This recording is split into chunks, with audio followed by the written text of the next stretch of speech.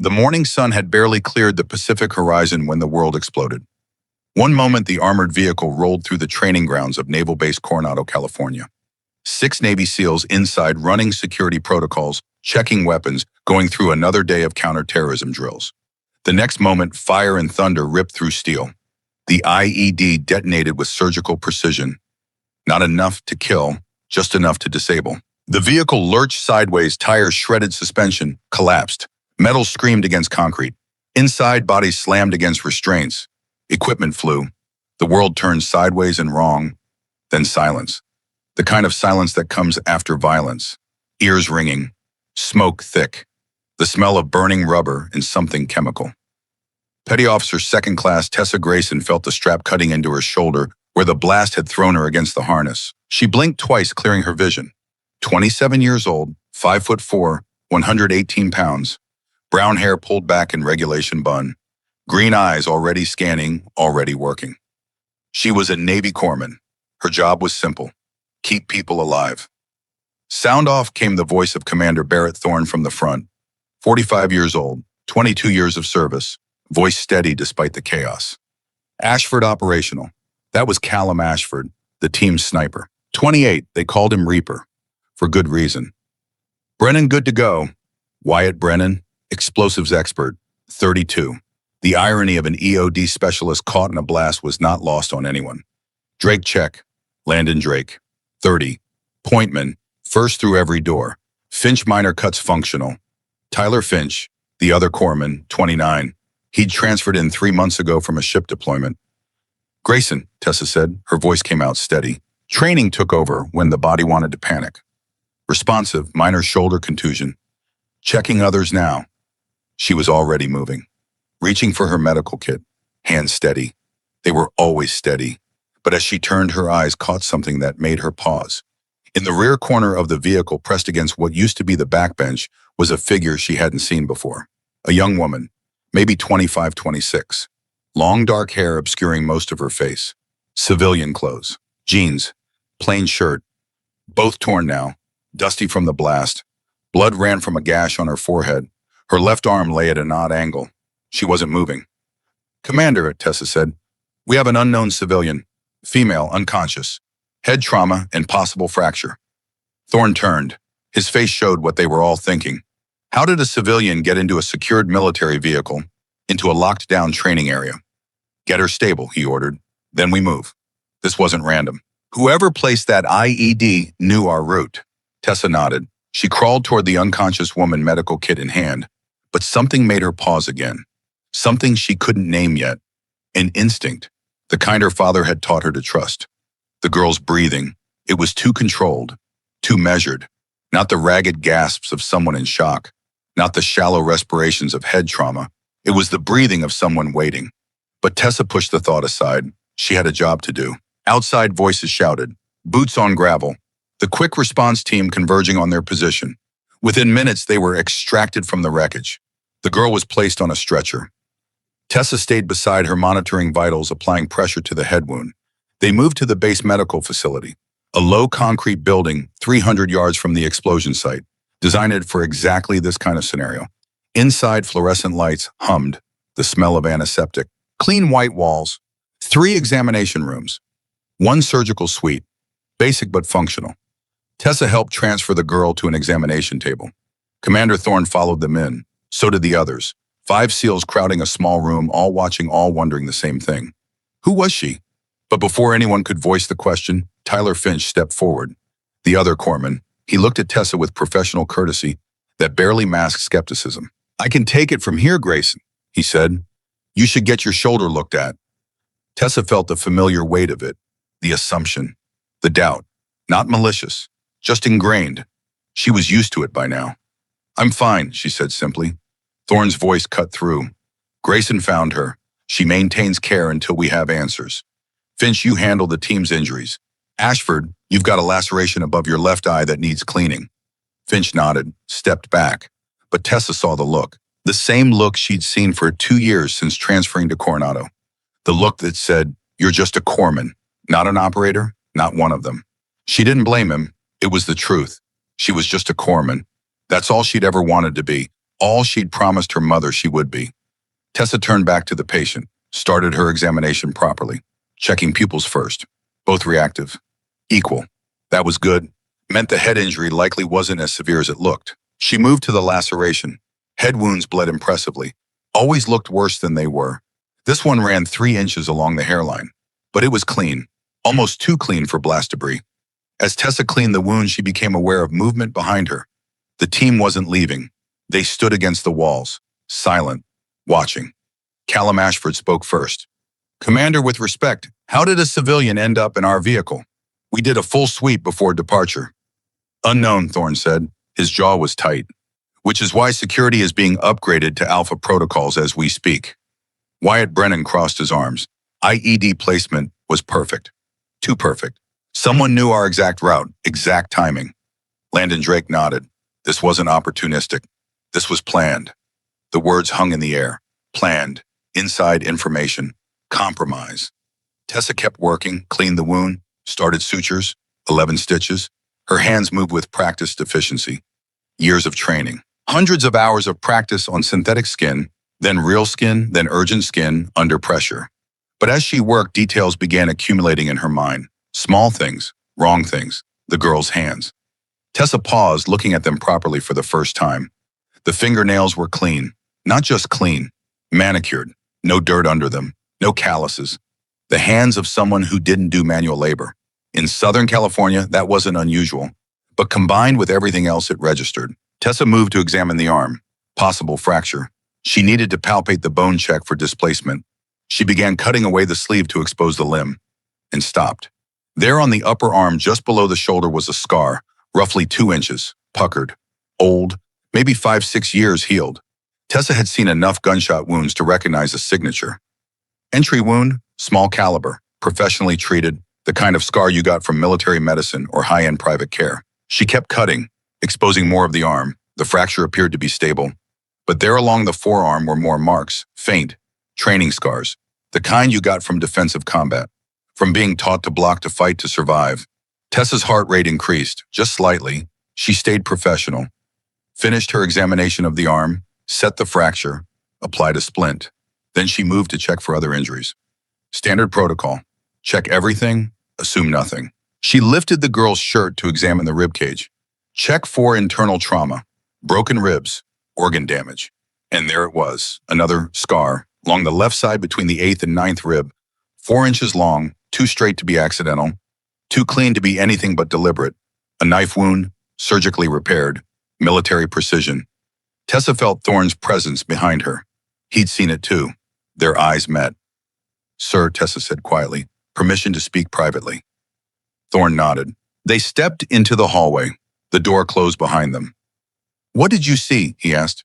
Tessa chose her words carefully. "Commander, that woman has scars consistent with combat trauma. Gunshot wound to the upper arm, knife wound to the torso, both professionally treated, both old enough to be fully healed." Thorne's expression didn't change, but his eyes sharpened. "Additionally," Tessa continued, "her hands show no signs of manual labor or typical civilian wear. Her teeth are professionally maintained. Her muscle tone is exceptional.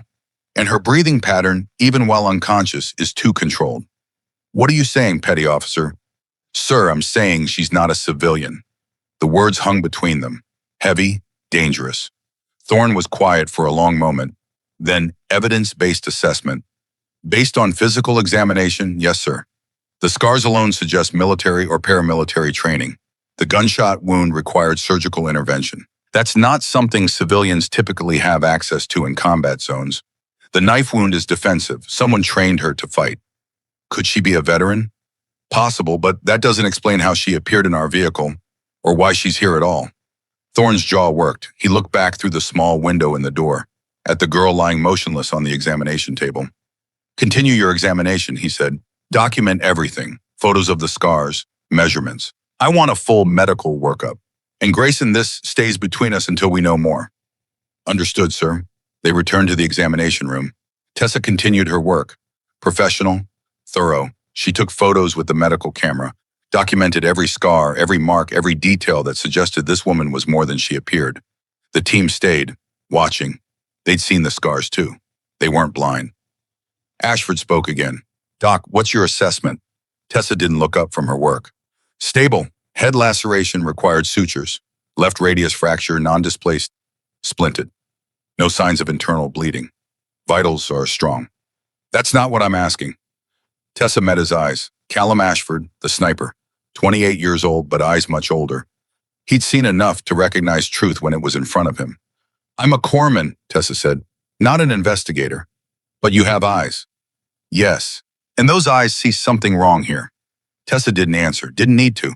The truth was visible on the examination table. Wyatt Brennan stepped forward. Commander, with respect, we need to know who she is. If this attack was coordinated, if someone knew our route, then this woman appearing in our vehicle isn't coincidence. Thorne nodded. Security is running her biometrics now. Fingerprints, facial recognition. We'll have answers soon. And until then, Landon Drake asked.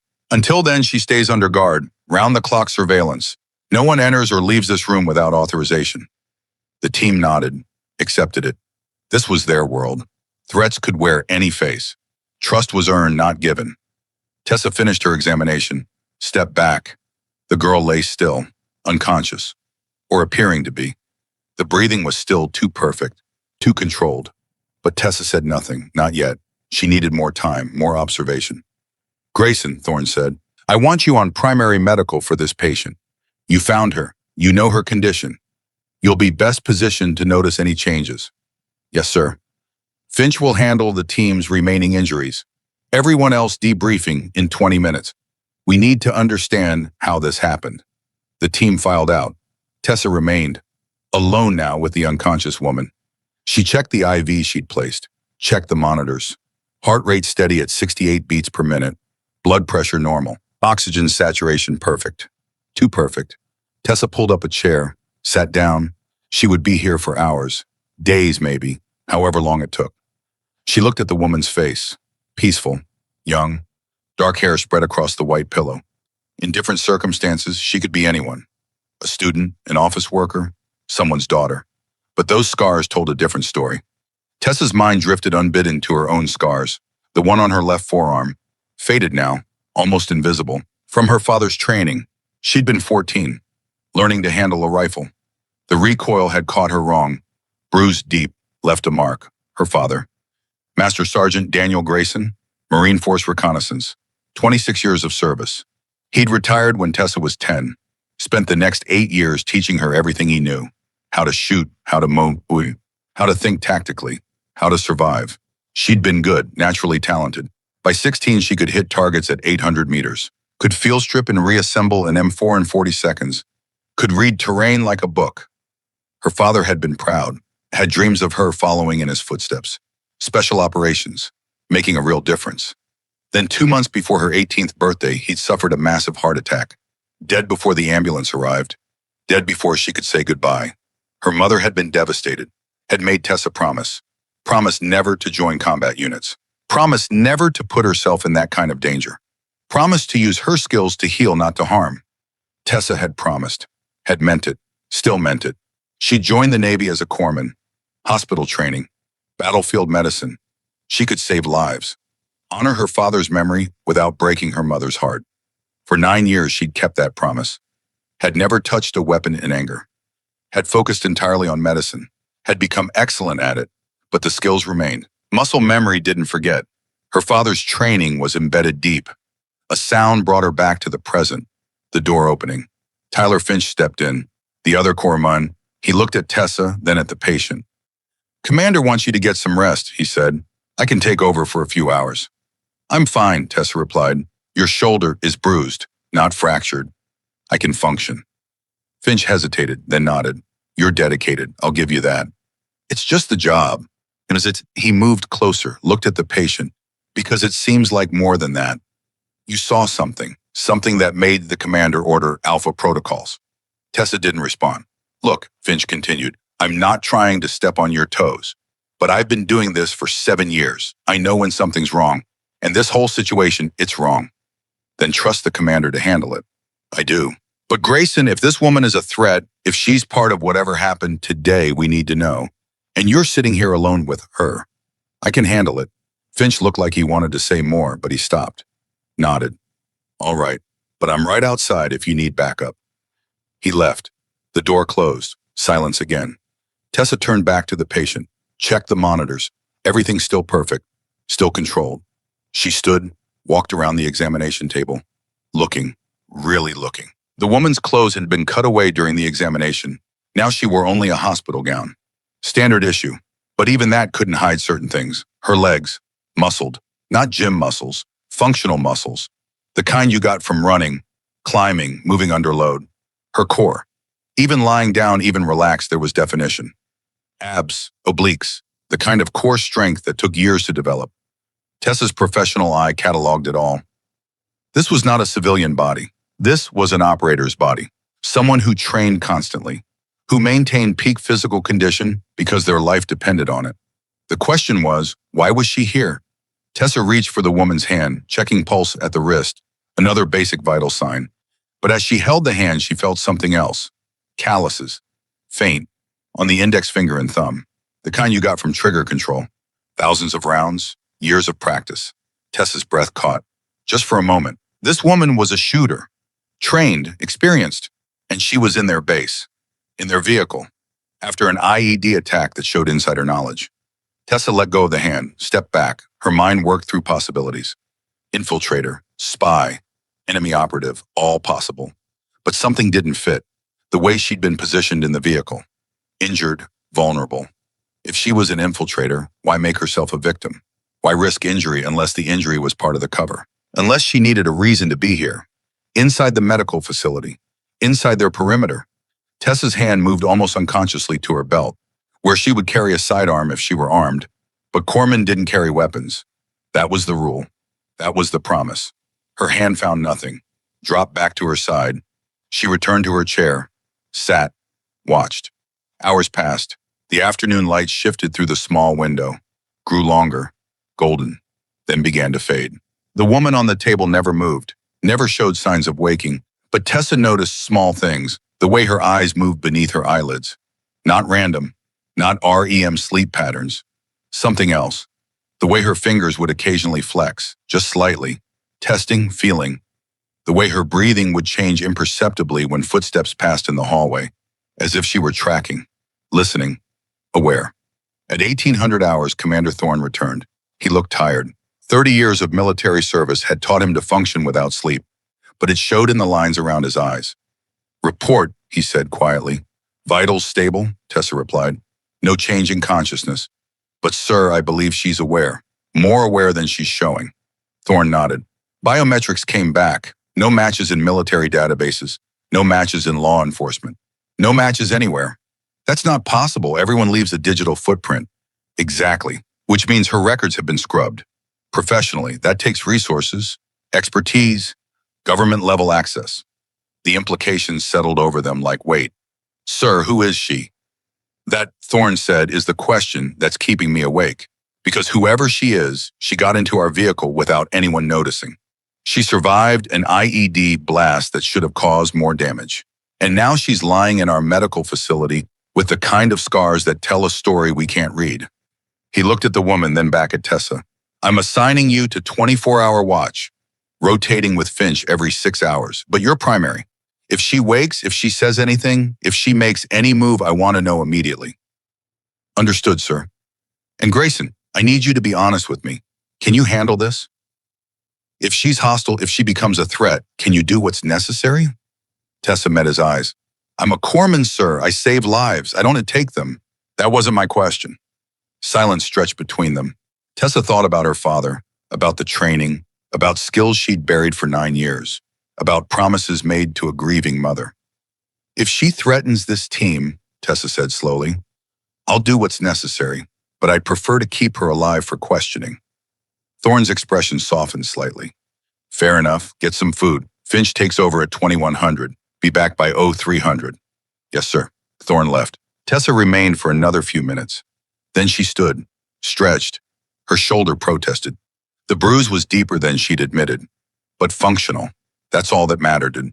She walked to the door, paused, looked back at the woman on the table, and for just a fraction of a second, Tessa could have sworn she saw the woman's lips curve. The smallest hint of a smile. There and gone so fast it might have been imagination. Might have been. Tessa left the room. The door locked behind her with a solid click. Two armed guards stood outside. Security had been tripled. No one was taking chances. She walked down the hallway, her mind turning over details. Scars, training, scrubbed records, inside knowledge of their route. This woman was a professional. That much was clear. The question was, professional what, and whose side was she on? Tessa pushed through the exterior door. The evening air hit her face. Cool, salty. The Pacific was less than a mile away. She could smell it. She headed toward the mess hall. She needed food, needed to think, needed to prepare for a long night. But as she walked, her hand brushed against her cargo pocket. Something was there that hadn't been before. She stopped, reached in, a small piece of paper, folded tight. Tessa looked around. The compound was busy, personnel moving between buildings, evening shift change, but no one watching her specifically. She unfolded the paper. 3 words, written in precise block letters.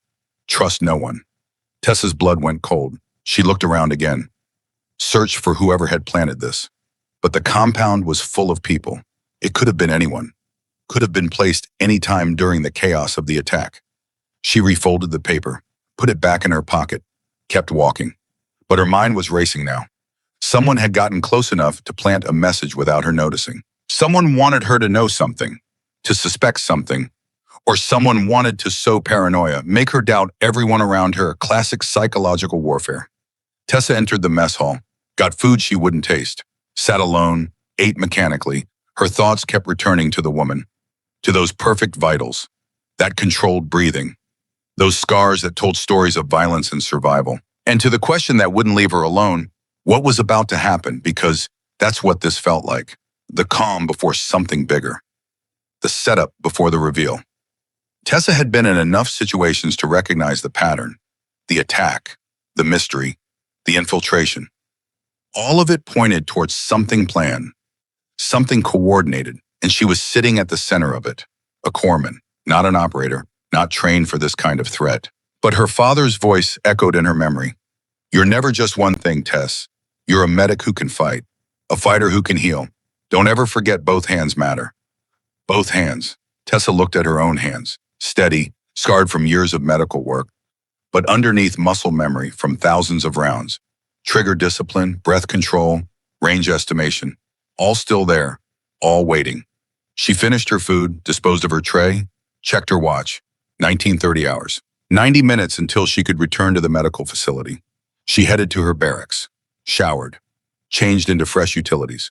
The movement of dressing pulled at her shoulder. She winced, applied an ice pack for 20 minutes, then a heat wrap, old military remedy, ice the inflammation, heat the muscles. At 2100, she walked back to the medical facility. Finch was waiting outside. She wake up, Tessa asked. Not once. Vitals are perfect. Too perfect, if you ask me. Finch handed her a tablet. Hourly documentation. Everything's normal, which is exactly what's bothering me. Tessa nodded, took the tablet. Get some rest. You too, eventually. He left. Tessa entered the room. The guards outside snapped to attention. She acknowledged them, closed the door. Inside, nothing had changed. The woman lay exactly as before. Same position, same peaceful expression, same controlled breathing. Tessa settled into the chair, pulled out the tablet, reviewed Finch's notes. Hourly vital checks. All normal. No signs of consciousness. No movement beyond basic autonomic functions. She put the tablet aside, leaned back. The next 6 hours stretched ahead. The facility was quiet, just the hum of ventilation, the soft beep of monitors, the distant sound of footsteps in other parts of the building. Tessa let her mind wander, back to her father, to the range sessions, the tactical training, the long conversations about what it meant to serve. Being strong isn't about how much you can lift, he'd said once. It's about what you can carry.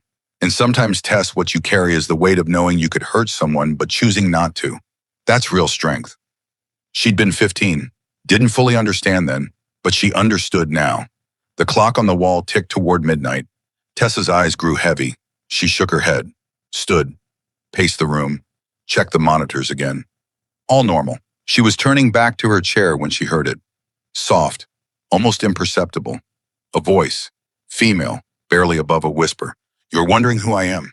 Tessa froze, her eyes shot to the examination table. The woman's eyes were open, dark, intelligent. fixed directly on Tessa, and she was smiling. "Hello, Corman Grayson," the woman said. Her voice carried an accent. "Eastern European, Russian maybe. We need to talk, because everything you think you know about today is wrong." Tessa's hand went to her belt again. Still no weapon. She was alone, with a woman who had just revealed she knew Tessa's name, knew she'd been waiting, knew everything. "Who are you?" Tessa asked, her voice steady despite her pounding heart. The woman sat up slowly, the IV line still in her arm, the splint still on her fracture, but she moved with grace, with control. "My name," she said, "is Kira Volkov, and I'm here to save your life, all of your lives, because this base has been compromised. There are 5 people inside your perimeter who want you dead, and tomorrow night they're going to make their move." She fixed Tessa with those dark eyes. "The question is, will you believe me in time, or will you dismiss me as just another enemy? Because Corman Grayson, I know something about you too. I know what you're hiding. I know whose daughter you are, and I know why you're really here." Tessa's blood turned to ice. The woman who called herself Kira smiled wider. "So, shall we discuss how to keep your team alive? Or shall we waste time with denials and threats?" The monitors beeped, the ventilation hummed, and in that small room, 2 women faced each other across a divide of trust and suspicion. Everything was about to change, and Tessa Grayson, the corpsman who'd promised never to fight, was about to be pulled into a war she couldn't avoid. The night had only just begun. The words hung in the air between them. Kira Volkov sat on the examination table, IV still attached, splinted arm resting on her lap, but her posture was no longer that of a patient. It was the posture of a predator who had decided it was time to stop pretending. Tessa's mind raced through options. The guards were outside. She could call them. Should call them. This woman had just admitted to orchestrating the IED attack, to infiltration, to manipulation. But she'd also said she was here to save lives. "How do you know my name?" Tessa asked. "Keep her talking. Buy time to think." "Shadow Protocol has files on every person at this facility," Kira replied. "Yours was particularly interesting. Petty Officer 2nd Class Tessa Grayson, 27 years old, Navy Corpsman, 2 years at Coronado, exemplary medical record, 53 lives saved in field operations, 0 disciplinary actions." She paused, smiled slightly. "Daughter of Master Sergeant Daniel Grayson, Marine Force Reconnaissance, deceased 9 years ago. You were trained by one of the best tactical operators the Corps ever produced, capable of shooting expert marksman scores by age 16, and yet you chose to heal instead of fight. Why?" Tessa's jaw tightened. "That's none of your concern. On the contrary, it's exactly my concern, because in the next 48 hours, you're going to have to make a choice between keeping a promise and keeping people alive, and I need to know which one you'll choose." "You're not making any sense." Kira reached slowly into the hospital gown. Tessa tensed, but what Kira withdrew wasn't a weapon. It was a small electronic device. Thin, about the size of a credit card. She held it up. "This has been recording everything since the moment you found me. Every conversation in this room. Every word spoken in the hallway outside. Would you like to hear what was said 6 hours ago, when Commander Thorne and Master Chief Lockhart discussed increasing security protocols?" Tessa didn't move. Kira tapped the device. A voice emerged. Thorne's voice. Clear, unmistakable. "Lockhart, I want Alpha protocols in place by 1800. No one enters or leaves the compound without authorization. And I want surveillance on that woman every second." Then Lockhart's voice. "Understood, Commander. I'll personally oversee the security upgrade." The recording stopped. Kira looked at Tessa. "Now listen to this. Recorded at 1943 hours, 47 minutes ago." She tapped the device again. This time a different voice. Male. Unfamiliar. Speaking in rapid clipped tones. "Red Veil confirms. Target is inside medical facility. Shadow Protocol operative identified. Timeline accelerated. Phase 2 initiates tomorrow, 2300 hours." A second voice responded, also male. "Confirmed. All assets in position. Lockhart will provide final authorization." The recording ended. Tessa felt the floor shift beneath her. Lockhart. Master Chief Dane Lockhart. 52 years old. 28 years of service. The most trusted security officer on base. "That's fake," Tessa said, but her voice lacked conviction. "Is it?" Kira's eyes were hard now. "Then explain how I knew your exact patrol route this morning. Explain how an IED was placed in a training area that was swept 3 times before your departure. Explain how I appeared in your vehicle without anyone noticing." You could be lying about all of it, playing both sides. I could be. Kira stood slowly, gracefully. Her injured arm moved without hesitation. The fracture had been real, but not as severe as she'd made it appear. But you don't think I am, because you saw the scars, you noted the inconsistencies. You're smart enough to know that a simple infiltrator wouldn't injure herself to this extent, wouldn't risk being discovered before completing her mission. She took a step closer. Tessa held her ground. I'm here, Kira continued, because Shadow Protocol has been tracking a network called Red Veil for 8 months. They recruit from within military and intelligence services. They find people with access with trust with vulnerabilities. They exploit those vulnerabilities until the person is compromised beyond recovery. Why should I believe any of this? Because in approximately 90 seconds, the lights in this facility are going to fail. Emergency backup will take 30 seconds to engage. And during those 30 seconds, you're going to see exactly who I am. Tessa's hand moved toward the emergency call button on the wall. I wouldn't, Kira said quietly, because if you call those guards right now, if you alert anyone to this conversation, the fifth person, the one inside your command structure will know we're on to them. And they'll accelerate their timeline. People will die tonight instead of tomorrow. Then what do you suggest? I suggest you trust your instincts. The same instincts that told you something was wrong when you first examined me. The same instincts your father spent years training. Before Tessa could respond, the lights went out. Complete darkness. The monitors flatlined to black. The ventilation stopped. Even the ambient hum of the building died. 30 seconds. Kira had said 30 seconds. Tessa's training kicked in. She stayed still, controlled her breathing, listened. She heard movement, soft, precise. Kira was moving through the dark like she could see, like she'd planned for this exact scenario. Then a whisper, right next to Tessa's ear, close enough to feel a breath. 5 people want you dead. Corporal Bennett Hayes, your communications specialist. He's been feeding encrypted messages to external cells for 14 months. Technician Ross Mitchell and Technician Quinn Anderson, your maintenance crew. They've been mapping your weapons storage and vulnerable infrastructure for 11 months. Supply Officer Sloan Carter, who controls inventory and knows every shipment schedule. She's been with them for 8 months. And the fifth, the one who coordinates them all, the one with enough authority to change patrol routes, override security, and make people disappear. The lights came back on. Emergency lighting first, dim red, then the main power, fluorescent brightness flooding the room.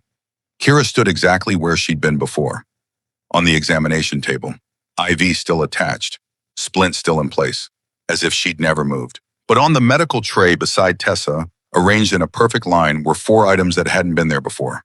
A scalpel, a syringe, a vial of sedative, and a small knife that had been hidden somewhere on Kira's person. If I wanted you dead, Kira said, you'd be dead. If I wanted to escape, I'd be gone. Instead, I'm asking for your help, because you're the only person in this facility who I know for certain isn't compromised. How do you know that? Because if you were, you would have killed me already, or called for backup, or done anything except stand there trying to decide if I'm telling the truth. Tessa looked at the weapons on the tray, then back at Kira. You have 1 minute to convince me, she said. Then I'm calling Commander Thorne. Good. Call him, but not from here. And bring me with you because he needs to hear this directly and you need protection, starting now. Tessa made her decision. She moved to the door, opened it. The guards snapped to attention. I need to speak with Commander Thorne immediately, she said. Medical emergency requiring command authorization. The senior guard nodded, keyed his radio. Commander Thorne Corman Grayson requests immediate audience. Medical priority. A pause. Then Thorne's voice tired but alert. Send her to the operations center. 5 minutes. Tessa turned back to Kira. You're coming with me. But if you make any move, I don't like those guards will put you down before you take 2 steps. Understood. They moved through the facility, 2 guards flanking them. Kira walked easily despite her supposed injuries. She was done pretending. The operations center was 3 buildings away, a concrete bunker built during the Cold War, upgraded with modern electronics but maintaining the same fortress mentality. Inside, Commander Thorne waited. So did Master Chief Lockhart. And the rest of the team? Ashford, Brennan, Drake, Finch, all summoned from various duties. They looked at Kira with a mixture of suspicion and curiosity. Thorne spoke first. Corman Grayson, what's the emergency? Tessa took a breath. This was the moment. Once she said the words, there was no taking them back. Sir, This woman has information about the attack today, information that suggests we've been compromised. The room went silent, every eye fixed on Kira. Lockhart stepped forward. His face was neutral, but his hand rested on his sidearm. Commander, with respect, this woman is an unknown. We have no verification of her identity or intentions. Whatever she's told Corman Grayson could be disinformation. Kira smiled, not warmly. Master Chief Lockhart, 28 years of service, decorated in 3 combat deployments, trusted by everyone in this room, and compromised for the last 3 years. Lockhart's face went dark. That's absurd. Commander, this is exactly the kind of manipulation our enemies use. Sow distrust, divide us from within. Then explain this, Kira said. She held up the recording device. Explain how I knew your patrol route. Explain how an IED was placed in a swept area. Explain how I have recordings of encrypted communications between your base and Red Veil cells. She tapped the device. The recording played. The voices discussing Phase 2, mentioning Lockhart by name. The room went cold. Thorne's expression didn't change, but his eyes shifted, looking at Lockhart differently, calculating. That could be faked, Lockhart said, but there was an edge to his voice now, defensive. Could be, Thorne agreed, but it warrants investigation. Lockhart, you're relieved of duty pending security review. Surrender your weapon and access cards. Commander, this is a mistake. You're letting her manipulate you. It's a precaution. If you're clean, you'll be cleared within hours. If not, we need to know now. Lockhart's hand moved toward his weapon, not to surrender it, to draw it. But Ashford was faster. The sniper's hand was already on his sidearm. Don't, he said quietly. Sir, please don't make this worse. For a long moment, Lockhart stood frozen, his hand on his weapon, eyes moving from face to face, seeing doubt, seeing suspicion. Then he laughed, bitter, harsh. You fools, you think this is about me? This is so much bigger than one man. He drew his weapon, but not to shoot. He placed it on the table, along with his access cards, his radio. I'm not the threat, he said. I'm the distraction.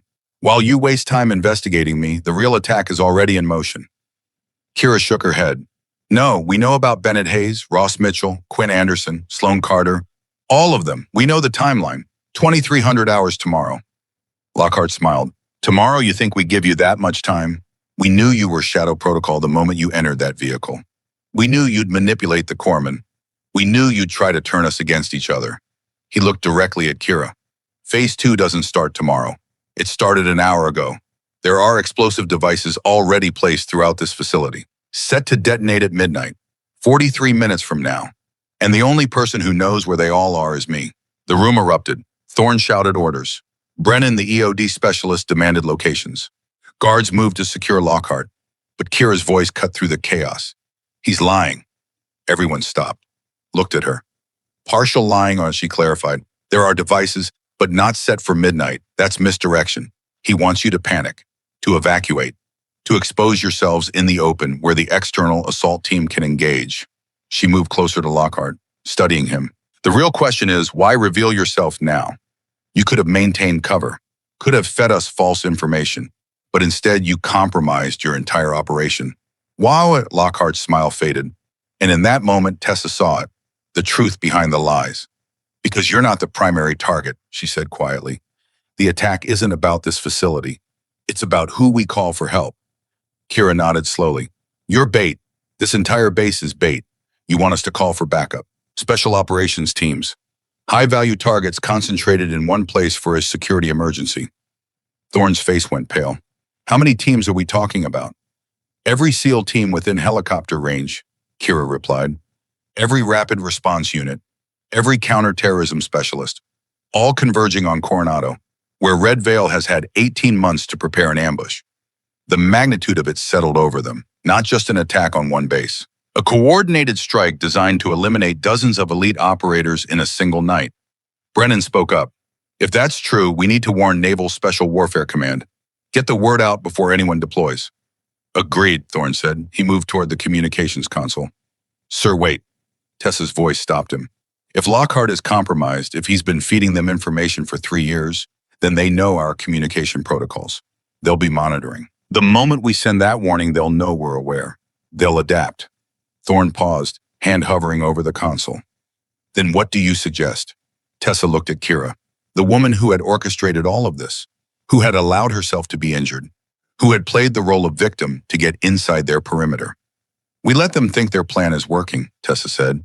We evacuate. We call for backup, but we do it on our terms. Feed them false information about when and where the response teams will arrive, and we prepare our own ambush. Kira's eyes showed approval. Operation Mousetrap. Turn the trap around. Thorne considered this, then nodded. We'll need to identify all of Lockhart's assets, Bennett, Hayes, and the others. Neutralize them simultaneously so no one can warn the external cells. I can help with that, Kira said. I've been tracking their communication patterns for months. I know when they report in, how they signal each other. Lockhart laughed again. You're all dead. You just don't know it yet. Hayes is already broadcasting your every move. Mitchell and Anderson have access to your power grid. Carter controls your ammunition stores. And there's still one more you haven't identified. The fifth asset, the one with the highest clearance. He looked around the room.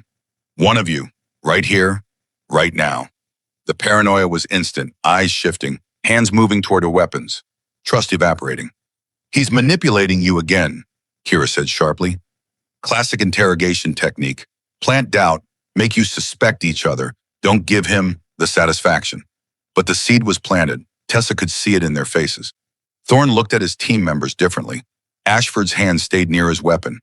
Even Finch, the other corpsman, seemed to edge away from the group.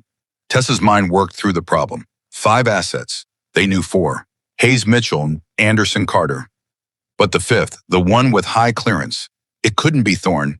He was the base commander. If he were compromised, none of this would be necessary. It couldn't be Ashford, Brennan, or Drake. They were line operators, limited access. That left support personnel, intelligence, logistics, administration, or it left someone not in this room at all. We need to move him on this now, Thorne decided.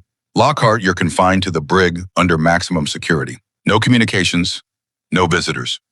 Grayson, I want you and Kira to compile everything she knows about Red Veil's operation. Ashford, you and Drake conduct surveillance on Hayes, Mitchell, and Anderson. Brennan, sweep this facility for explosive devices. Finch, monitor all external communications. Orders given, purpose restored. The team moved to execute, but as they dispersed, Tessa found herself walking next to Kira through the compound, back toward the medical facility where they'd started. You knew he'd reveal himself, Tessa said. That's why you pushed, why you played the recording. I knew he had a choice, maintain cover or try to sow chaos. He chose chaos, which tells us something important. That he's desperate, that the attack is closer than we thought. If he's willing to burn his cover, it's because the timeline has been moved up. We don't have until tomorrow night. We have hours, maybe less. They entered the medical facility, Tessa's sanctuary, the place where she saved lives. Now it felt different, compromised, dangerous. Kira sat on the examination table again, winced slightly. The injuries were real after all. The performance had taken its toll. Tell me about your father, she said. Tessa looked at her. Why? Because I need to know if you can do what's coming. The medical part you're expert at. But the other part, the fighting, the killing, can you do that if necessary? Tessa was quiet for a long moment. Then she spoke. My father taught me to shoot when I was 10. By 16, I could hit moving targets at 800 meters. He wanted me to join special operations, follow in his footsteps, but he died when I was 18. Heart attack. No warning. Just gone. She paused. The memory still raw after 9 years. My mother was destroyed. She made me promise. No combat, no special operations. Use my skills to heal, not to hurt. So I became a corpsman, and I've kept that promise for 9 years. 53 people alive because of it. But you can still shoot. Muscle memory doesn't forget. And if you have to choose between keeping your promise and saving your team, Tessa met Kira's eyes. I made a promise to my mother, but I also took an oath when I joined the Navy, to protect and defend. If it comes down to it, if there's no other option, I'll do what's necessary, but I'll try every other option first. Kira nodded. Fair enough. Though I suspect before this is over, you'll find that healing and fighting aren't as separate as you've been telling yourself. What do you mean? Your father didn't teach you to shoot so you could hurt people. He taught you so you could protect them. Sometimes protection requires force. Sometimes healing requires eliminating the threat. You can do both, with both hands. Both hands, the phrase her father had used. How did Kira know that? But before Tessa could ask, an alarm sounded throughout the facility. High-pitched, urgent, the security breach alarm. Thorne's voice came over the PA system. All personnel intruder alert, multiple contacts on perimeter. This is not a drill. Secure all positions. Prepare for potential breach. Tessa and Kira exchanged glances. They moved up which timeline, Serio, Kira said. They know we're on to them. How to know, but Lockhart, he must have had a dead man switch. A signal that triggers if he's compromised. The moment Thorne can find him, Red Veil knew. The alarm continued. Outside, Tessa could hear shouting, running footsteps, the base mobilizing for threat response. Kira stood, all pretense of injury gone now. It's starting. The question is, are you ready? Tessa thought about her promise, about her father, about the 53 people she'd saved and the choice she'd never wanted to face. Then she thought about Ashford, Brennan, Drake, Finch, her team, her responsibility. She walked to the medical locker, opened it. Inside were supplies, bandages, medications, instruments, and at the bottom wrapped in cloth was something she'd hidden 2 years ago. Something she'd told herself she'd never need. Her father's M1911 pistol. The one the Corps had presented to her mother at his funeral. The one her mother had given to Tessa with tears in her eyes and a plea to never use. Tessa picked it up, the weight familiar, comforting, terrifying. She checked the magazine, loaded. She chambered around. The slide racked with a sound that seemed too loud in the small room. I'm ready, she said. Kira smiled.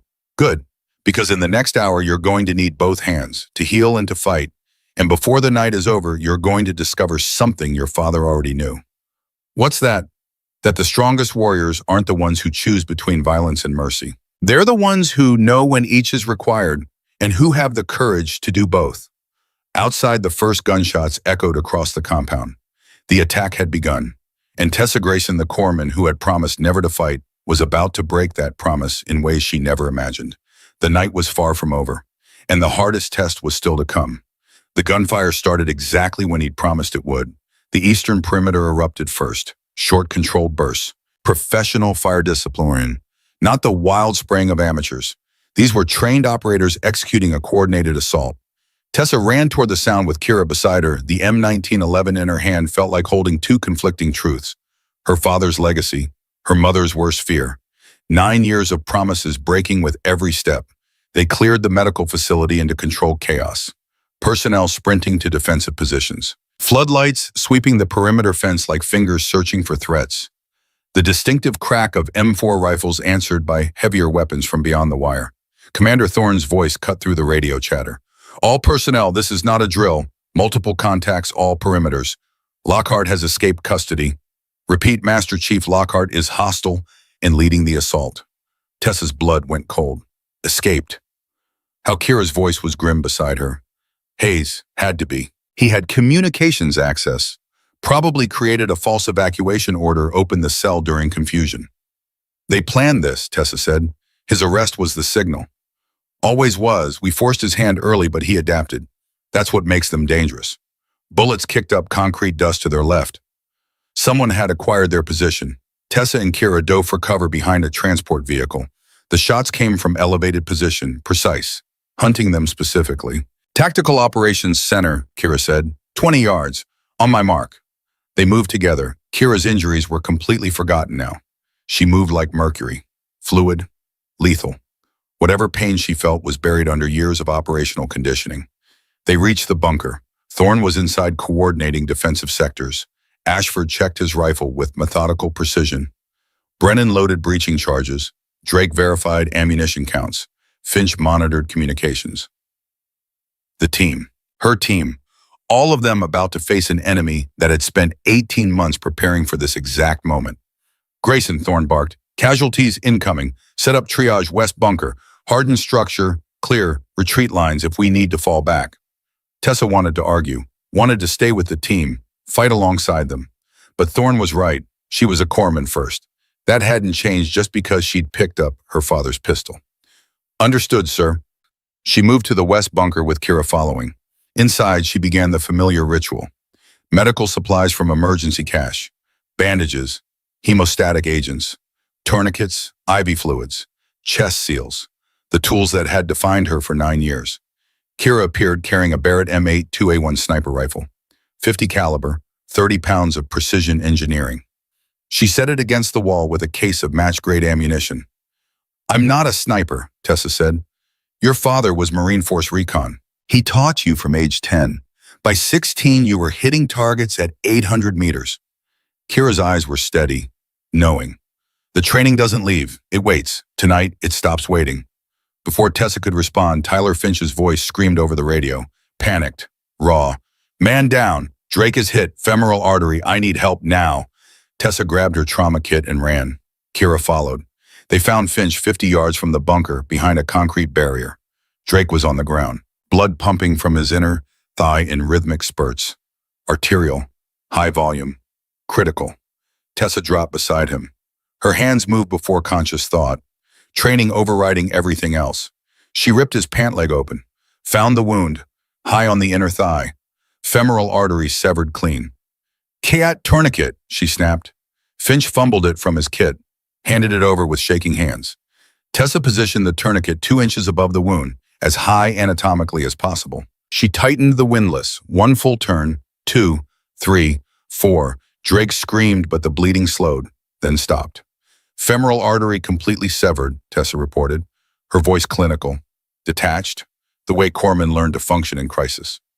"Class 4 hemorrhagic shock will develop within minutes without surgical intervention. He needs an OR within the hour or he loses the leg. Maybe the life." "Can't evac," Finch said. His face was pale. "They've got anti-air. The helipads are kill zones."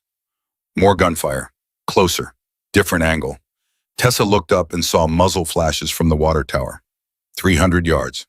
Someone had breached the inner perimeter, had taken elevated position, was systematically targeting their defensive positions with precision fire.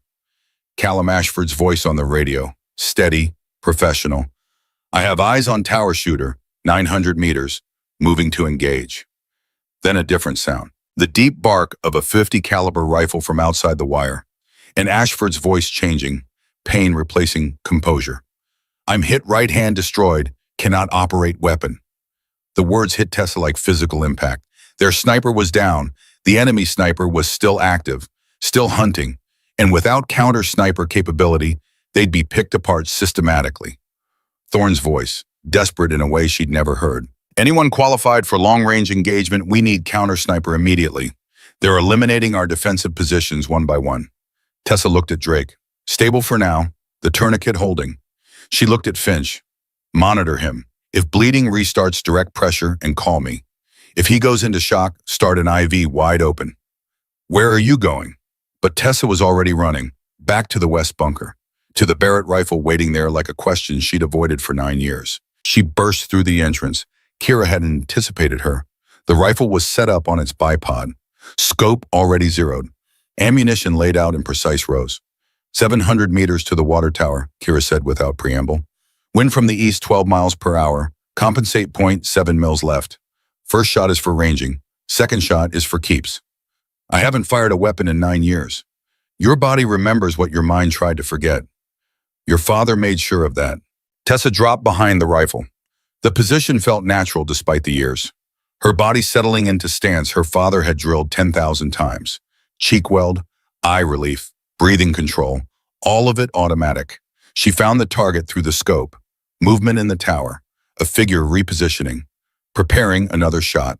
Someone else was about to die if she didn't act. 700 meters. Achievable range, but not easy, especially with hands that suddenly wanted to shake. She thought about her promise. To her mother, to herself. Never to take a life, never to become the thing her father had been.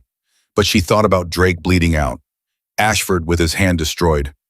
Every person in this compound who would die if she let fear control her. Her father's voice, clear as if he stood beside her. "Being strong isn't about how much you can lift, Tess. It's about what you can carry.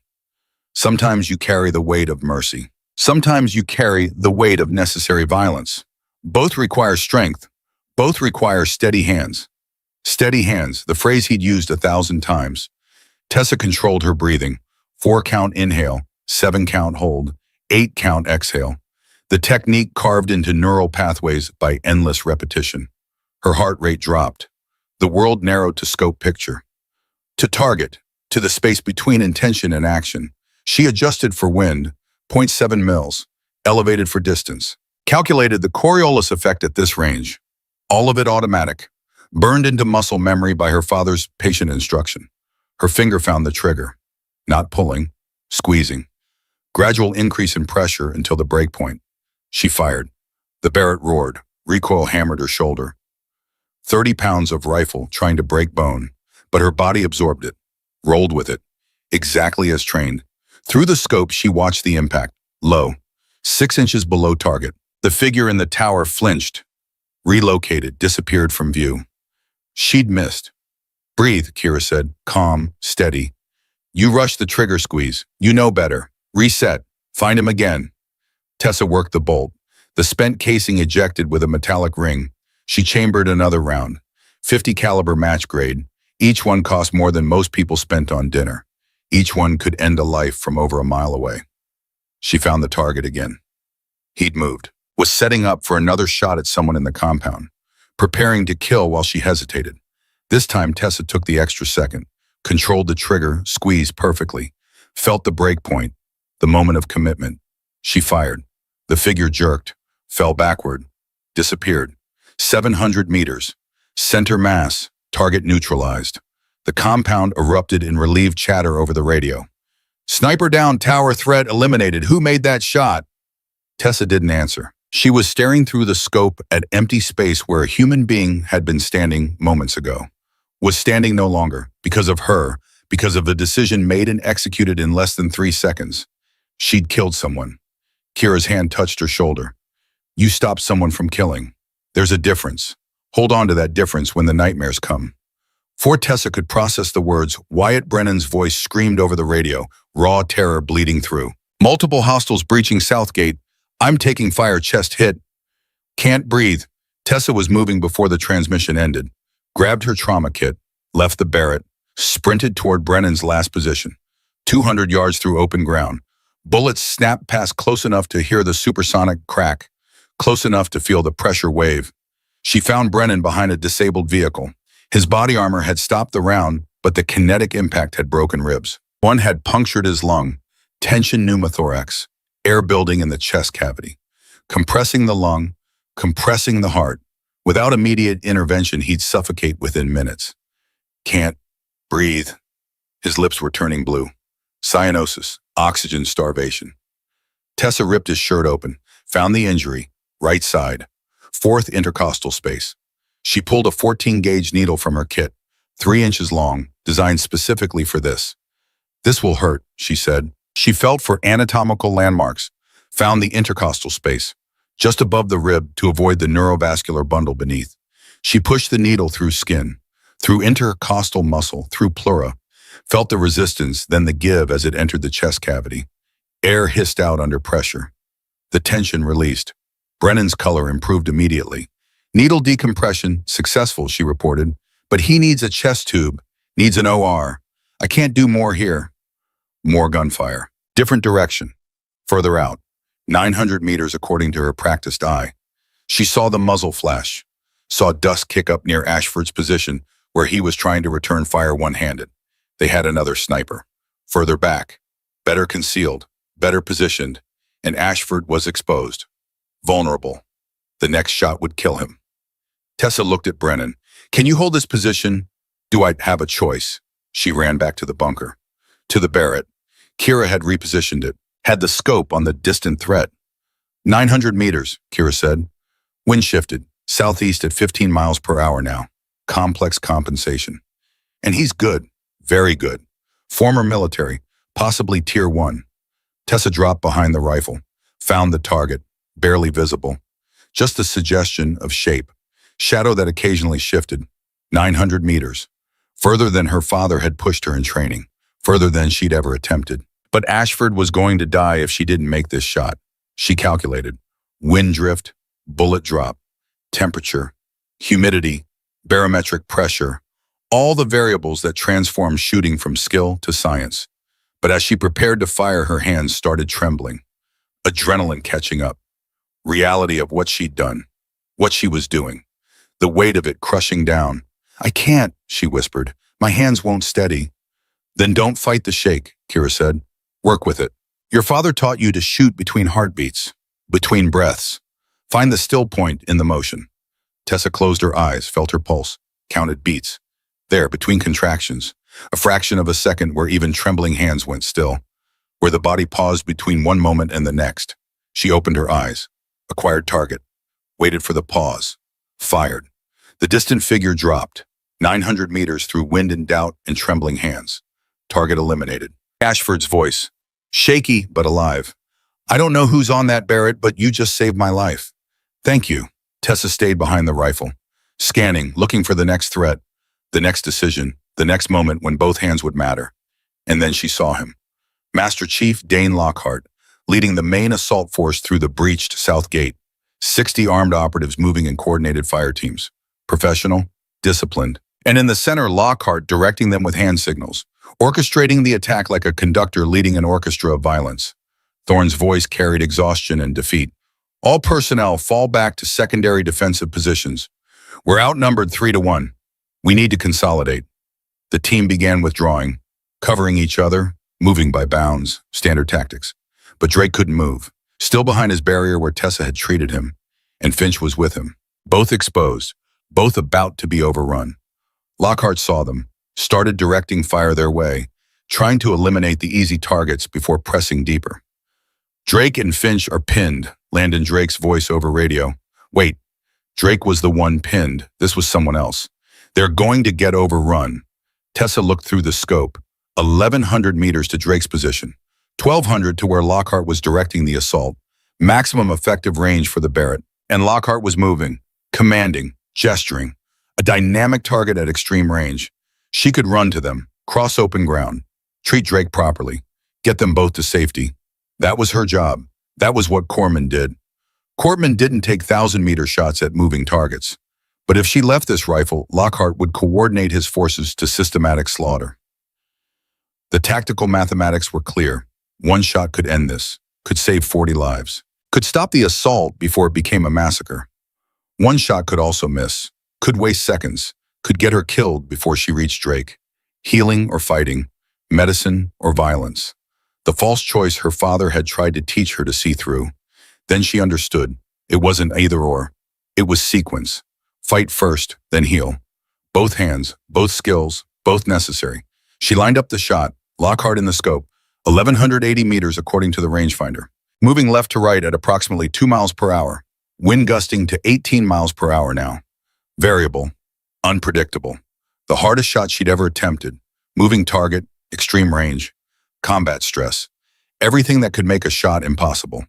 She made the calculations, let the target 2 body widths, elevated for distance, adjusted for wind, adjusted for the adjustment because wind was gusting. Estimated Coriolis, estimated spin drift, estimated everything that couldn't be measured precisely, found the pause between heartbeats, the still point in chaos. Fired.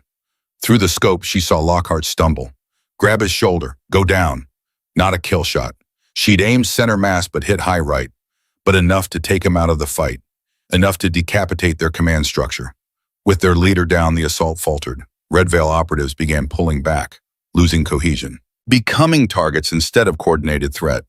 The base defenders pressed advantage, drove them back, eliminated them systematically. But Tessa didn't watch the victory. She was already running, toward Drake, toward Finch, back to being a corpsman. Because the fighting part was done. Now came the healing. She reached them in 40 seconds. Drake was worse. Shock setting in despite the tourniquet. She started an IV, pushed fluids, administered pain medication, checked Finch. Uninjured physically, terrified mentally, shell-shocked. "Help me move him," she ordered. They lifted Drake together. Her shoulder screamed protest. The bruise from the morning's IED making itself known. But she carried him anyway. Because that's what corpsmen did. Drag people out alive. Behind them, gunfire was dying. The compound securing. The attack repelled. But at what cost? Tessa worked through the night, treating wounds, stabilizing patients, doing what she'd trained for. What she'd promised to do. The medical work never stopped, never hesitated. Her hands stayed steady through all of it. By 0300 hours, she'd treated 47 casualties, 47 people who would have died without her. And somewhere among the enemy casualties were 3 people who had died because of her. 3 lives taken to save 47. The mathematics should have been simple, but mathematics didn't account for the weight. for what you carried after. Dawn broke at 06:15. The compound was secure, the wounded stabilized, the dead counted and covered. Tessa sat on the steps of the medical bunker, exhausted, filthy, hands crusted with dried blood from dozens of patients. Wyatt Brennan approached, chest tube in place but walking, alive because she'd performed needle decompression in the middle of a firefight. "Grayson," he said, sat beside her, "I owe you my life." The doc said another 2 minutes and my heart would have stopped from the pressure. "Just doing my job." "No, you did more than that. You made 3 impossible shots. Then you saved a dozen lives with your medical skills. I've never seen anything like it." Before she could respond, Commander Thorne appeared. He looked like he'd aged a decade overnight, but alive. They were all alive. "Grayson, Admiral Steele is inbound from San Diego. ETA 20 minutes. He wants to see you specifically." "Why won't?" "Because what you did last night, we're still processing it. 3 kills at 700, 900, and 1180 meters, all while managing multiple trauma patients. That's not corpsman work. That's not sniper work. That's something we don't have a name for yet." He paused, looked at her differently. "We recovered Lockhart. He's in critical condition but stable. And we recovered his laptop." Thorne held up the device. "Grayson, this changes everything. Lockhart wasn't just running operatives here. Red Veil has 89 people embedded across the country. FBI, CIA, Homeland Security, SOCOM, every major agency. This is the biggest counterintelligence discovery in American history." He looked at the screen, at names and positions scrolling past. "We're coordinating with FBI now. Simultaneous raids on all 89 positions before they can erase themselves, before they can disappear. You stopped an attack that would have killed dozens here, but this laptop just prevented something that could have destabilized the entire country." Tessa couldn't process it, couldn't understand the scope. She'd just been trying to save her team. "Lockhart's awake," Thorne continued. "He wants to talk. Says he'll only speak to you and Kira. Something about respecting warriors."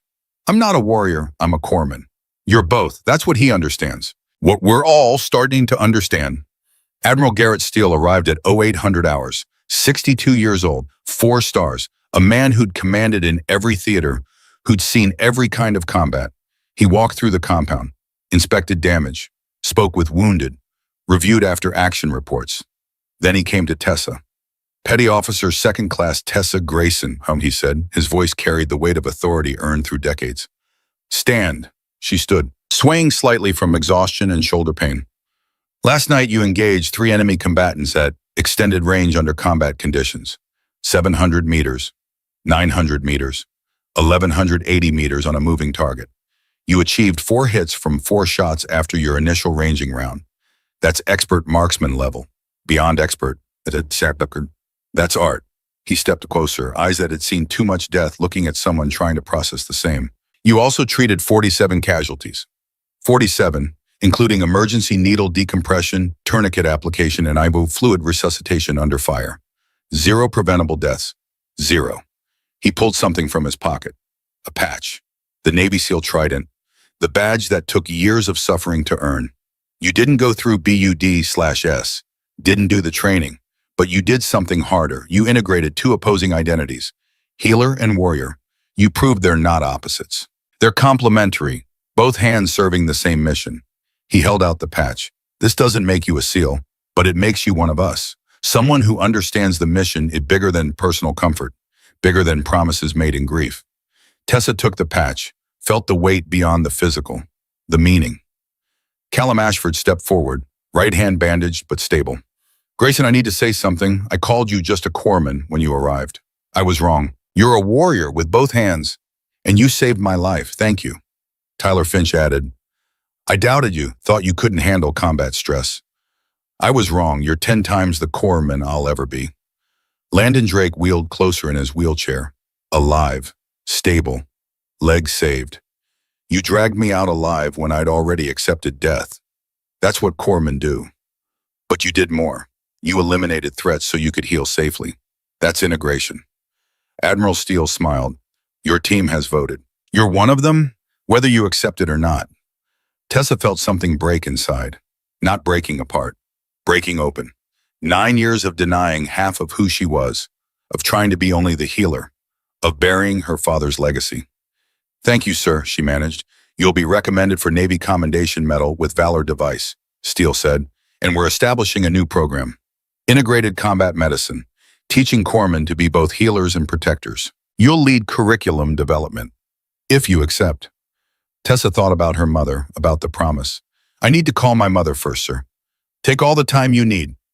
That evening, Tessa made the call, the hardest conversation of her life, explaining, apologizing, waiting for judgment. Her mother listened, cried, was silent for a long moment. Then, your father always said you were stronger than both of us. He knew someday you'd need both hands. I didn't want to lose you like I lost him. You won't lose me, Mom, I promise. I know, baby, and your father would be so proud. He didn't teach you to shoot so you could hurt people. He taught you so you could protect them when healing wasn't enough. I understand that now. I'm terrified, but I'm proud too. That conversation was the beginning, not the end.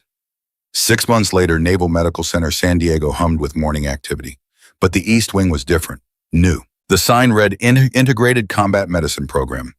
Inside, Senior Chief Tessa Grayson stood before 24 Navy corpsmen, first class of a program that didn't exist 6 months ago. She'd been promoted 2 months prior. Youngest Senior Chief in Naval medical history, she'd gained back the weight she'd lost. The dark circles had faded. The shoulder injury had healed. She looked healthy, strong, at peace with who she was, both parts integrated, both hands ready. Welcome to ICMP, she said. You're here because modern warfare requires integration, the ability to heal with one hand and defend with the other. Not because you want to fight, but because sometimes healing requires eliminating the threat first. She walked along the front of the room. You'll learn advanced trauma medicine, everything to keep someone alive in impossible conditions. And you'll learn marksmanship, tactical movement, threat assessment, everything to protect yourself and your patients when the enemy doesn't respect the Red Cross. A student raised his hand, young, uncertain. Senior Chief, isn't that against what corpsmen stand for? Good question, Tessa said. Yes, corpsmen are non-combatants under Geneva Conventions, but the enemy doesn't always honor conventions.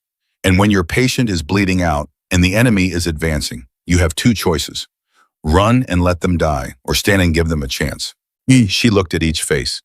This program teaches you to stand, to understand that healing and fighting aren't opposites, they're complementary. Both serve one mission, bring them home alive. The phrase had spread, drag them out alive. By any means, it was on patches now, worn with pride. After class, Tessa returned to her office. Photos on the wall, her father in Marine dress blues, her team at Coronado, Admiral Steele presenting her medal, and one new photo, her mother, taken 2 months ago when she'd visited. Her mother had seen the rifle case, the medical kit, both sides of who Tessa was, and had accepted Oet, had even touched the Barrett with reverent hands. Your father would be so proud, she'd said. You became what he always knew you could be, both hands ready. A knock on her door. Captain Thorne entered. He'd been promoted, was overseeing all special warfare medical training now. Senior Chief, he said, Marine Corps wants their Force Recon Corpsmen in ICMP. That's 3 more classes per year. We can handle it. The curriculum works. The students excel. 127 graduates so far, 3 already deployed, all performing exceptionally. One made a 600-meter shot in Syria, saved his entire squad. Pride at that, not in the shot, in the life saved because both hands were ready. There's more, Thorne said. Someone wants to meet with you. Tonight, 1900 hours, beach north of base. Who? Kira Volkov. Tessa hadn't seen Kira since debriefing. The woman had disappeared back into shadows. That evening, Tessa walked to the beach. 1900 hours exactly. The Pacific rolled eternal beside her, creating and destroying in the same motion. Kira stood at the waterline, different hair, different clothes, different identity, but same eyes, still seeing too much. You came, Kira said. You saved 47 lives that night by warning us. I owed you a conversation. We saved them together, your shooting, my intelligence, both hands. What happens to you now? Shadow Protocol is restructuring. After Lockhart, after the 89 operatives, everything changed.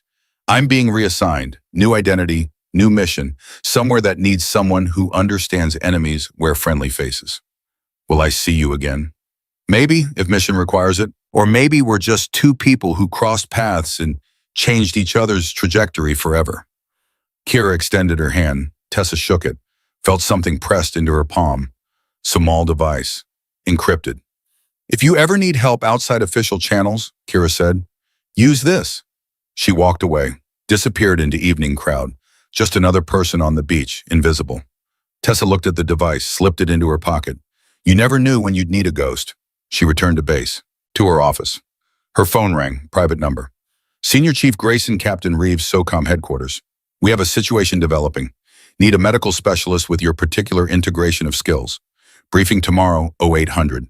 Deployment possible within 72 hours. Interested? Tessa looked at her desk. Medical techs one side, ballistics manual the other. Both hands, both skills, both necessary. Yes, sir, I'm interested. The sun set over the Pacific. Golden light on endless water. Beautiful and terrible in the same moment. Tessa smiled. Tomorrow would bring new missions. New opportunities to prove integration mattered more than specialization. But tonight she would rest, secure in knowledge that she'd finally become what her father always knew she could be. Not just a medic, not just a warrior, both. With both hands ready to heal when she could fight when she must. And always, always bring them home alive.